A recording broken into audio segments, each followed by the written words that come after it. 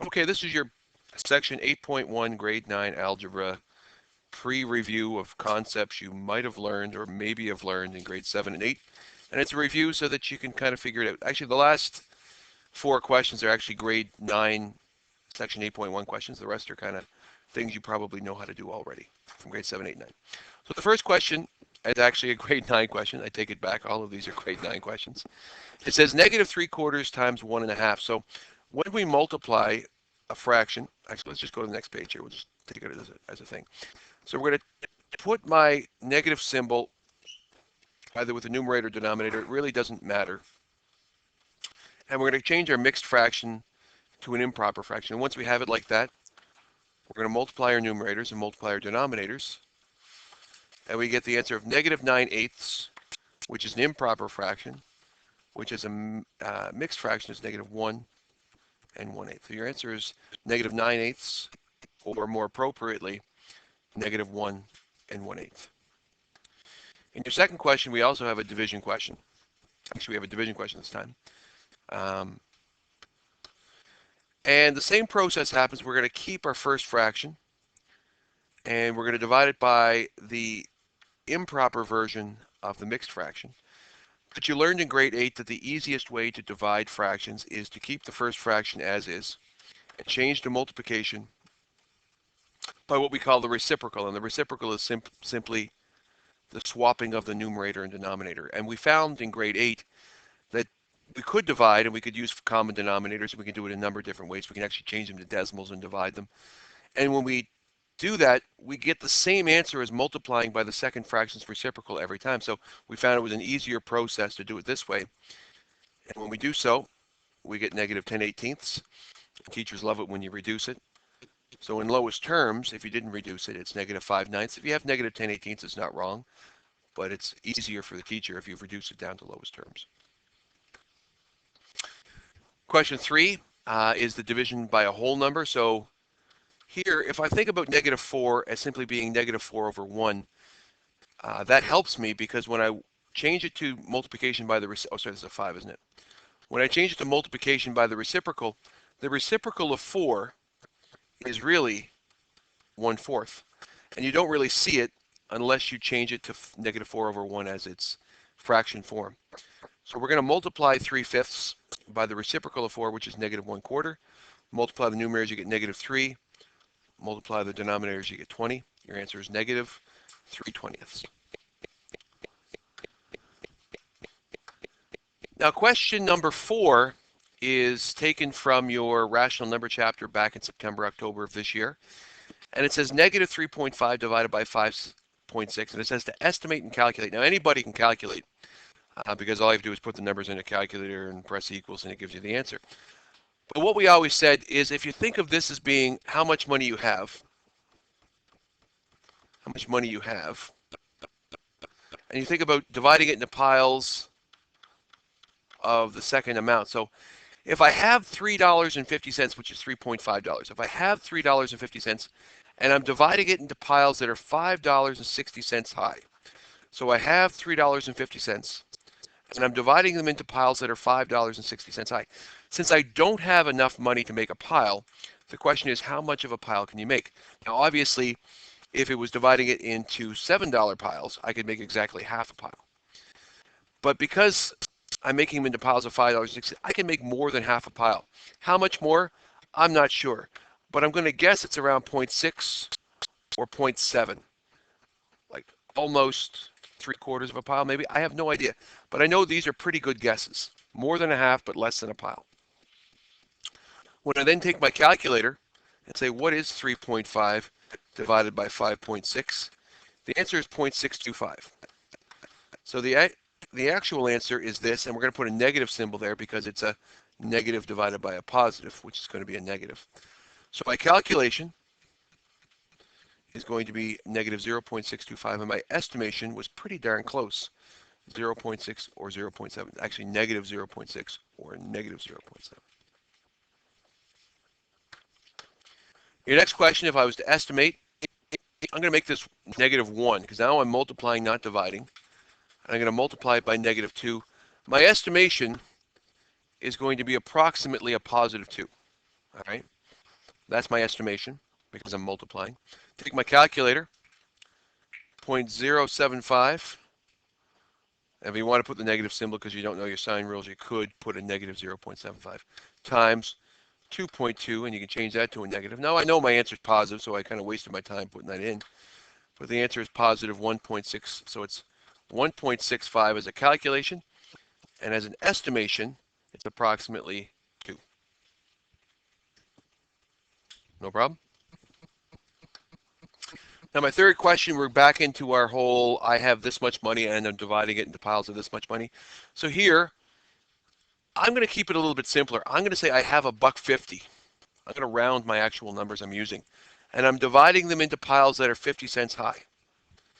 If I change my question to that, the estimation is quite easy. What would it be? How many piles could I make? 3. So my estimation is going to be approximately 3, right? My calculation, when I grab the calculator and say, what is 1.472 divided by 0.46? And the answer is, the calculation is 3.2. So my estimation was 3, which is pretty reasonable. And my calculation was 3.2.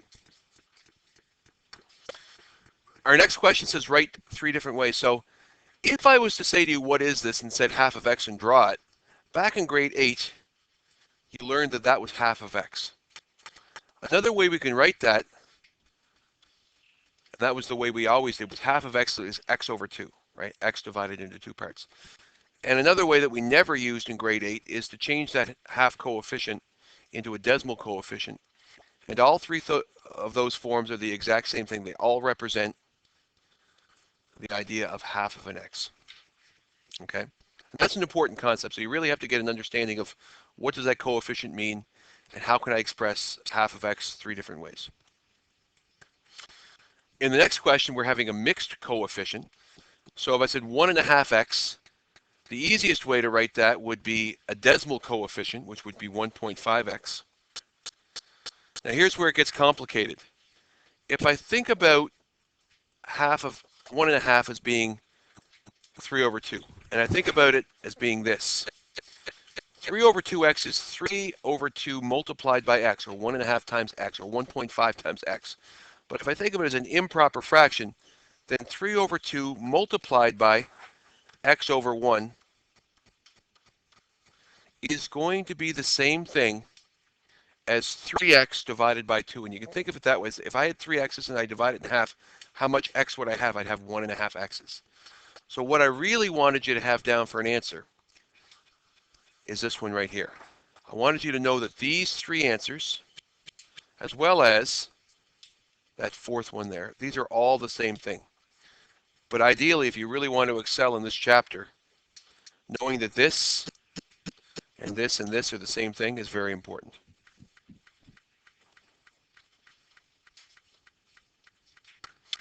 Your next question, we start getting into your algebra, and this is actually an 8.1 question, so you have never done these before. But I want you to consider, if the question was this, 4x equals 16, what would you have done? You would have divided by 4 and divided by 4 to get your answer of x equals 16 divided by 4, which is 4. So here, I'm going to divide by 4, and I'm going to divide by 4, but if you look here, dividing a fraction using that method is very confusing. So instead of doing that, I'm going to go divided by 4 and divided by 4. I'm going to write it in 2 different forms, both meaning the same thing. And when I do that, I know from experience in grades 7 and 8 that dividing 4x by 4 gives me x. But dividing 3/4 by 4, I'm going to use that whole idea of keep the first fraction and multiply by the reciprocal, right? My answer will be 3/16, right? I divided both sides by 4. I just needed to think about, well, what is 3/4 divided by 4? Well, I can't divide by 4. I got to multiply by the reciprocal. The reciprocal of 4 is 1/4, so therefore x must be 3/16. And that makes sense because if I take my original equation again and I substitute my answer into x, then 4 multiplied by 3/16 should be 3/4. Well, 4 is 4 over 1. 4 over 1 multiplied by 3/16 is going to be 12/16. 12/16 reduced to lowest terms is going to be 3/4. Yeah, x's value is 3/16. So when I substitute it and simplify, I see that it is true. In question, whatever number this is a really easy one. So again, if I give you the easier version, uh, the grade 7 version, coefficient value, I would divide both sides by 2 to get the answer. Here, because it's in decimal form, I'm going to divide both sides by 0.2, and I'm going to get x equals whatever $1.40 divided into piles of 20 cents. Let's think about that before I think about it or calculate it. $1.40 divided into piles of 20 cents. 5 piles is $1. Plus 2 more is another 40 cents, so 7 piles. So it should be exactly 7, right? So $1.40 divided into piles of 20 cents is exactly 7 piles. So your answer is x equals 7. Your next question, again, if I had 2x equals 8, I would divide both sides by 2. Here I have a different coefficient than 2. I have a quarter coefficient. So I'm going to divide by a quarter, and I'm going to divide by a quarter. Notice how I didn't use the line because I'm dealing with fractions. I'm going to actually use the division symbol. That cancels the coefficients out. I'm left with x. When I divide by a quarter, I'm going to keep the first fraction and multiply by the reciprocal. That gives me an answer of x is equal to 20/8, which is also equal to 2 4/8, which is also equal in lowest terms to 2.5. So the value of x in this particular one will be 2.5. And is this your last question? Okay. So if you had this question, a simpler question, half of x equal, you would have multiplied both sides by 2 to get the answer, x equals 8. This question is a little bit more complicated, but the same procedure. I'm going to multiply both sides by 1.2. And x will equal whatever the product of 3.8 and 1.2 is. So $3.80 multiplied by 1.2 times, or 120%. The answer is going to be, if I can close that, there we go, 4.56.